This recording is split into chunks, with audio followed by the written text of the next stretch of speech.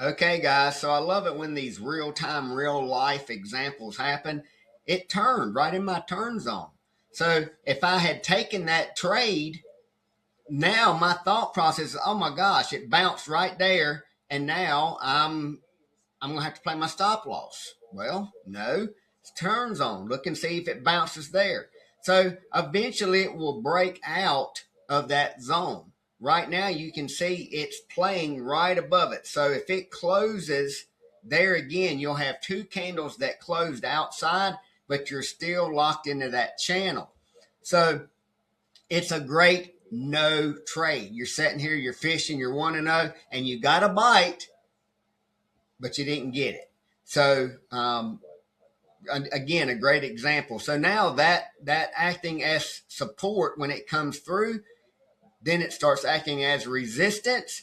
It got blocked here, so you're just building out this thing. So when I look for all four of my steps, again, as a mechanical trader, when I look for all four of my steps, I don't think about this. I'm not allowed to think. As a matter of fact, John said I did this because it looks like. I said, no, it don't matter what it looks like. It's mechanical. This is a hard phase for people to go through because all they're still thinking about is, did I make money or lose money? And we're not even close to that phase. That's phase 4. We're still in phase 1. Can I do all four of these steps correctly and not go back and back test and, man, I missed that buy, man, I missed that sell, my Lord, I missed 2 sales. Like, what in the world was going on? I was sitting here looking at it because it happens. That's why back testing is so important, right? But you don't trade off of what you back tested. You learn off of what you back tested. So now I've got 2 turn zones. If I want to be a buyer of this, it has to break out of here and clear the 50 off the reset. If I want to be a seller, it has to clear here with all 4 of my steps, right? It's not going to happen. I'm going to go ahead and tell you because it's going in the wrong direction on your indicator below.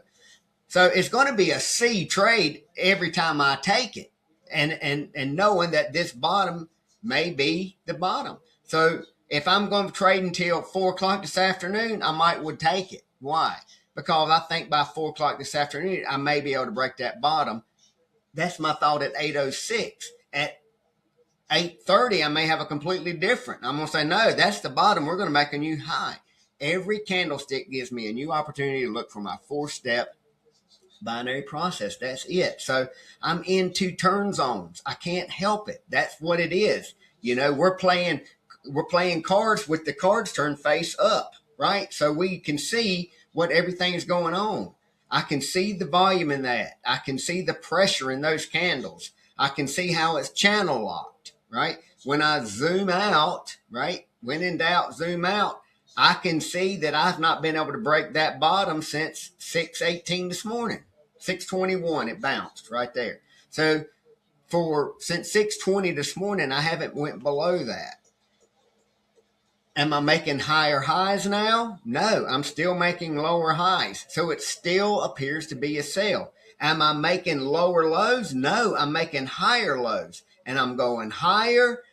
I'm going sideways. I'm going lower. And now I'm waiting for this next group of bear candles to tell me, will I make a higher low or a lower high?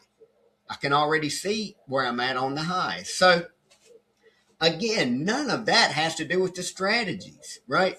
First, start with something that we know works. It's worked for everybody here. You're going to maintain a 70% win rate if I just follow the rules. I think John is 3-0 on his right now. No, 4-0.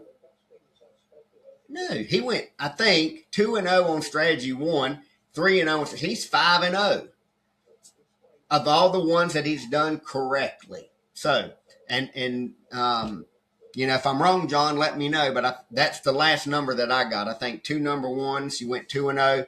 Then I taught you number 3s. So you should have a journal. And he should be able to look right at that journal and say, I'm blank and blank on strategy 1, blank, blank. And he's doing in groups of 10s.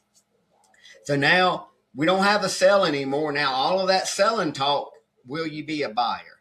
And take a look at that. And I'm going to go over here and sneak over USD CHF. I'm going to hit my reset button. I got to get that off. Oh, it's already reset. So I might be a seller down to this line as a